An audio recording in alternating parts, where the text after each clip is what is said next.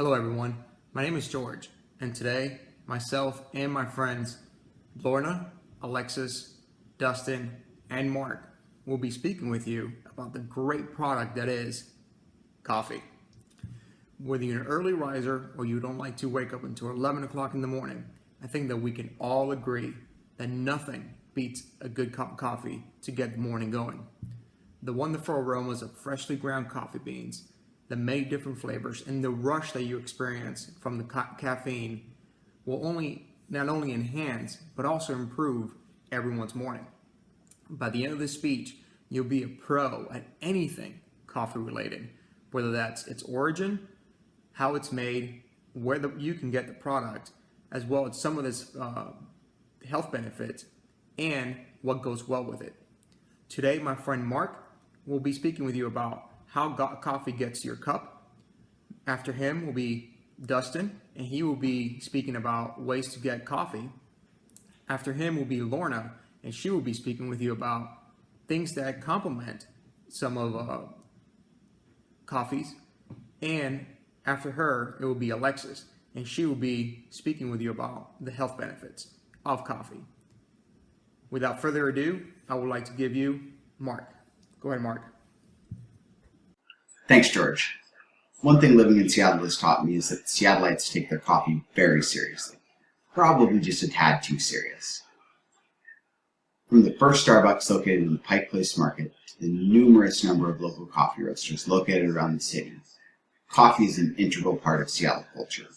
Ask any Seattleite what type of coffee they're drinking, and you won't just hear, oh, an Americano. You'll most likely hear about its origin, its wash or type of preparation, method of roasting, and the type of roast that it is. Each of these components plays an integral part into the flavor of your coffee. Your coffee's origin, or where it's grown, is one of the most key components to its flavor. Coffee is grown 20 degrees in either direction of the equator. It's typically the top export of that country. It gets most of its flavor from the soil. Coffee is typically grown in the hillsides of volcanic mountains in really mineral, nutrient-rich soil. Much of this soil adds to the flavor and the complexity of the flavor of your coffee. Coffee's preparation or wash is another key component to its flavor. There's 3 different types of preparations: the wet process, the dry process, and the semi-dry process. In the wet process, the coffee cherry is separated from the coffee bean in a method using water. It's washed until the cherry is soft and easily taken off, and through a process called winnowing, the cherry is separated from the bean. This coffee is usually fairly acidic. Some of the notes you would get would be citrus. In the dry process, that cherry is left on and the coffee is dried in a bed until the moisture content is around 10 to 12%. Much of this coffee is very sweet. As the coffee is drying, the flavor of that cherry is absorbed into the bean. In the semi-dry process, it's a mixture of both, and that coffee is going to have a real nice, strong body to it.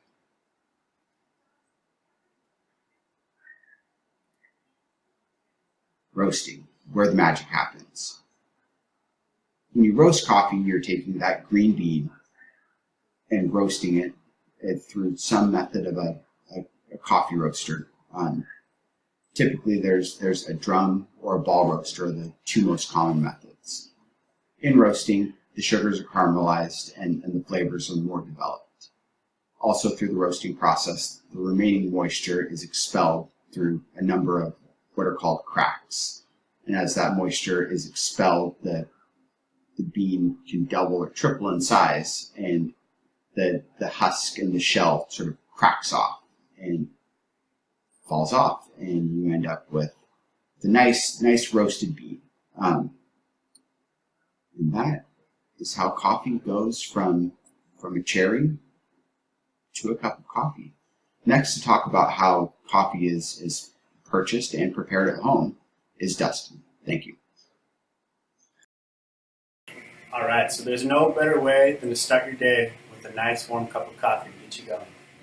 Coffee has never been more convenient or cheaper to get than ever before, Most supermarkets will carry all different types of coffee, from flavored to decaf. If you don't have a coffee maker, you can always stop by one of the 100 coffee shops around town and have them prepare your favorite kind of coffee. Now, there's several different methods for brewing coffee. So the first one is the drip coffee. Now, the drip coffee is probably the most well-known method for making coffee. It's quick and simple. All you do is you grind up all the beans into a fine powder. This is my grounds right here. I just use a magic bullet. And then all you do is you steam it through hot water through a filter.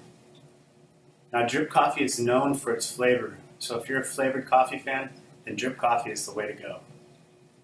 Now, many assume that the espresso machines will yield the most amount of caffeine, but drip coffee actually has the most amount of caffeine. Drip coffee is actually my preferred method for drinking coffee. It's pretty easy. It's my Mr. Coffee machine right here. I just brew it. I still have some from this morning. Now, another method is going to be the French press. So the French press is used to brew coffee, and what you do is you grind up coffee beans again, and you put it into an empty beaker, and you add hot water. And it takes a couple minutes to brew, but once it's finished, there's a metal plunger that you push down, and it actually separates the coffee grounds from the water, giving you a perfect cup of coffee. Unfortunately, I don't have a French press to show, but you can find them at any market. Espresso machines are also popular amongst coffee drinkers. An espresso machine brews coffee by forcing pressurized water near boiling point through a puck of ground coffee and a filter in order to produce a thick, concentrated coffee. So some of the espresso machines might also come with a wand, which is used for foaming milk, making lattes and cappuccinos. Espresso machines can also be quite pricey. Some of them will run anywhere from $500 to $5,000. So I guess if you really like your coffee, espresso machine's the way to go. But now, if you don't have a coffee machine at home, then you can always stop by your local coffee shop. Probably the most well-known coffee shop is Starbucks.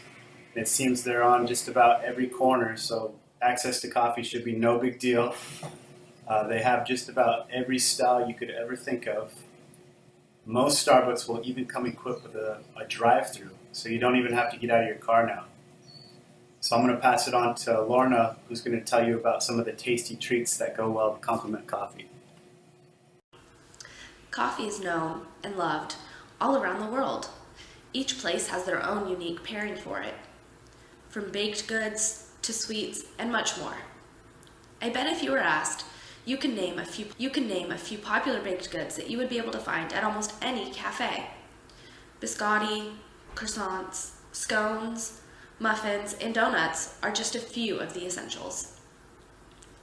Baked goods are especially tasty when paired with some sort of drip, basic coffee, or latte. We can thank the coffee and biscotti recipe on the Italians. This is a typical combination that you'd be able to find at almost any Italian cafe on a Monday morning. While the donut and coffee combo is popular here in the States, it is also a very popular choice for the Canadians. If you are more a sweet tooth like me, then you would rather pair your coffee with a treat. Brownies, chocolate cake, well, anything with chocolate really pairs well. If you choose to go down this route, your dessert is best paired with an espresso-style coffee or a dark roast. These combinations can be linked to many different origins and come from many different cultures. Not only can you pair food with your coffee, you can actually find food with coffee as a main ingredient. A very well-known example of this is the Italian dessert tiramisu. The word tiramisu actually means lift me up. Custard, cocoa, and ladyfingers soaked in coffee are what make up this energizing dessert. Another coffee-infused treat is chocolate-covered coffee beans. These can be found in many candy shops, grocery stores, and even some cafes around the world. Not only is coffee a morning wake-up ritual or a midday pick-me-up, but it can also be a great nightcap. However, serving a dinner coffee is very different from what your large morning mug of joe looks like. Dinner is best paired with a small shot of espresso or dark roast, something very minimal that's going to round out your meal. As you can see, there's a lot more to coffee than meets the eye. While coffee may be great on its own, it does have a lot of great complements that go well with it. Hi everyone! Now that you know a little bit more about coffee, like where it's come from, how it's made, where you get a nice cup of coffee, as well as what goes good with it, we're going to get into something a little more serious. Nothing too serious, just the health benefits of coffee. That's right, health benefits. Coffee can help prevent a variety of diseases. These diseases include type 2 diabetes.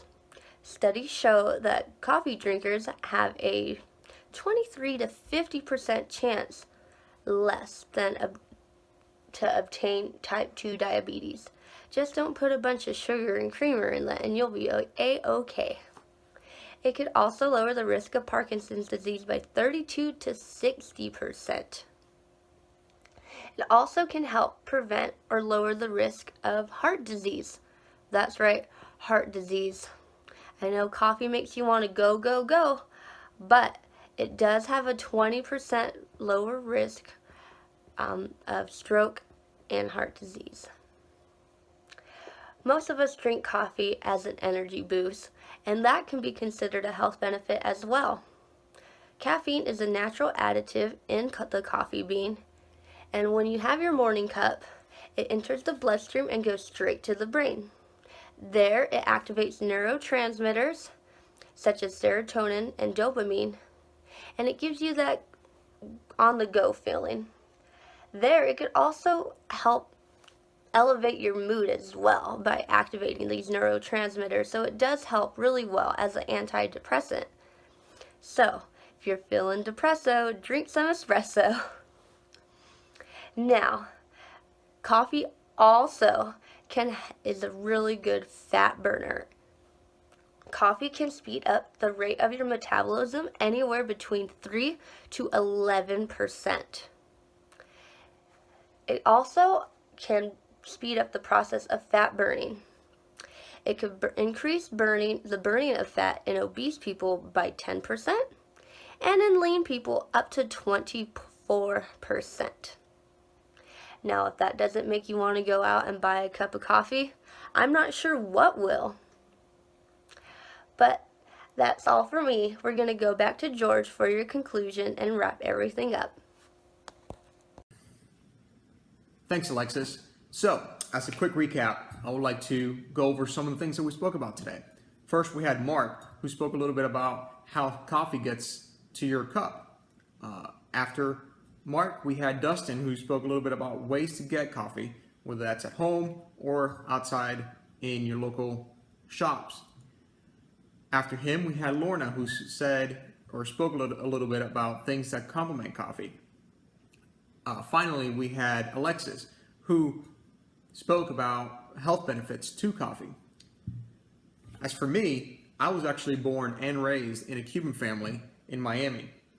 If you've ever been to Miami, you know how great Cuban coffee could be. I was actually raised on Cuban coffee, which is amazing. A little strong for some people. For us, Cuban community, it's phenomenal. So as you can see, coffee has a lot of different ways to satisfy the ever-evolving caffeine craving.